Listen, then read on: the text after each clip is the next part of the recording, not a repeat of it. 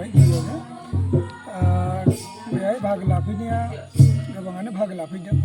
मानो होनबा दिनैल' नङा, बे लखिमपुर जिल्लानि सिङाव थानाय सिमलगुरि ओनसोलनि धरमगर गामियाव गोबां गामियारिफ्रा दिनै बोसोरनैनि सिगांनिफ्राय बाथौ धोरोमखौ गोबानानै लादों आरो दुलाराय बिश्वनाथ जिल्लानि सिङाव जिल्लानि सिङाव बिथांमोना जगाजग जादों आरो हाबदों।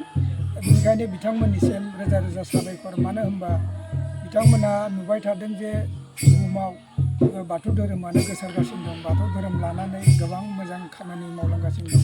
थिग बिदिनो बिथांमोना मोजाङै सानै हयै दिनै गामि मोनफ्रोमबो बेहाय थानाय गामिफ्रा फैगासिनो दं आरो हाबबाय थादों। बेनिखायनो बिथांमोननिसिम साबायखर। दिनै बेबादि आरो खना खनला जुदि दंबोयोबा बाथौ धोरोमाव हाबनो, बिथांमोना आरो जोंनि खाथियाव फैनो हागोन, जगाजग जानो हागोन। बिथांमोननि गेजेरजोंबो जानो हागोन, जोंनि बिश्वनाथ जिल्लानि सिङाव थानाय दैदेनगिरिफोरजोंबो जानो हागोन। बिथांमोननिसिम खावलायनाय जेब्लाबो जोङो नेनानै दं आरो बिथांमोना फैबावगोन।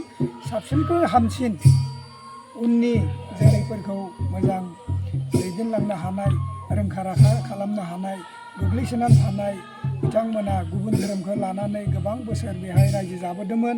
दा गमामायैनो बिथांमोना आजि 2 बोसोर सिगां बाथौ धोरोम लानानै न'खर फोसाबनाय फेहेरनाय खामानिफोरा जोबोद मोजां जालांदों आरो एसे एनै गोमानानै थानाय बर' रावफोरखौबो बिथांमोना रायज्लायनो लाफिनदों।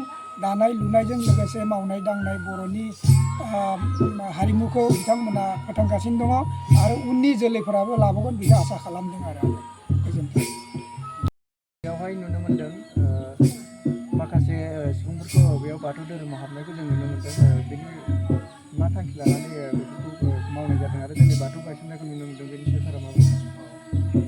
जोंहा दा गिबियावनो नोंथांमोननो निउस पर्टेलखौ बावहरबाय आरो जोंनि बिश्वनाथ डिस्ट्रिक्ट जानानै नोंथांमोनखौ गासिबो आरो बिदि रायजो राजासिम सिबिनांगौ। थ' बे जोंनि उद्देश्यआ जाहैबाय, जोङो जोंनि बाथौ धोरोमाव जोङो सारा बुहुमावनो जों बाथौ धोरोमखौ गोसारनायनि मोनसे थांखि लादों आरो बेबायदिनो दिनै जोंनि बिश्वनाथ जिल्लानि सिङाव सानजा गहपुर बियाबनि सिङाव नैबे धरमपुर गामियाव दिनै जों बे बाथौ गायनायनि हाबाफारि लाबाय थादों।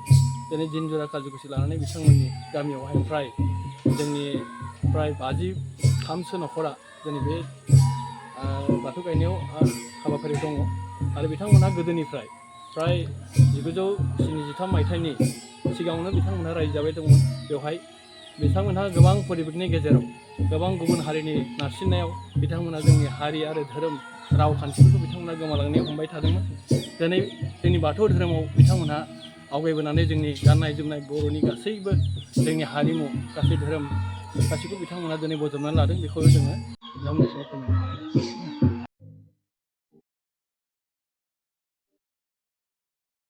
गोजोनथाव खौरां। क'क्राझारनि थागिबि सुबुंफोरनि थाखाय मोनसे गोजोनथाव खौरां।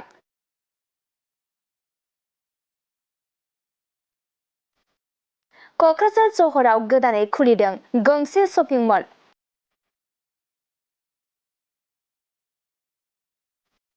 क'क्राझार सहराव थानाय गोदोनि बाजार इन्डिया शपिं मलखौ सिफायनानै गोदानै भि-मार्ट मुंनि गंसे शपिं मल खुलिदों।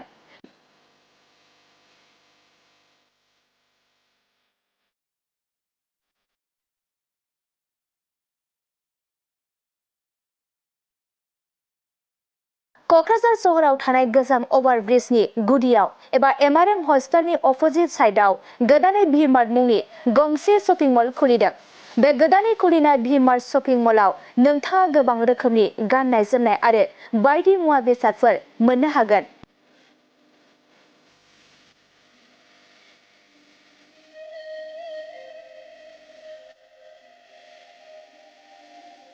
जेरै उन्दै हौवासा आरो हिन्जावसाफोरनि गाननाय जोमनायनिफ्राय लानानै ओंखाम ओंख्रि संग्रानि आइजें आइला आरो बायदि मुवा बेसादफोर मोननो हागोन।